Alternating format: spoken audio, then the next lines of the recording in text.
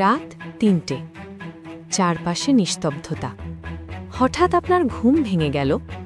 মনে হলো কেউ যেন তাকিয়ে আছে, নাকি এটা শুধু আপনার মাথার ভ্রম? সত্যিটা আরও অদ্ভুত। রাত ২টা থেকে ৪টের মধ্যে আপনার শরীর সবচেয়ে দুর্বল অবস্থায় থাকে। বডি টেম্পারেচার কমে যায়, ব্লাড সুগার কমে যায়, আর যদি আপনার স্ট্রেস বেশি থাকে তখন শরীর কর্টিজল নামের স্ট্রেস হরমোন ছেড়ে দেয়। এই হরমোনই আপনাকে হঠাৎ জাগিয়ে তোলে। আরেকটা কারণ আছে, আমাদের ঘুম ৯০ মিনিটের চক্রে চলে।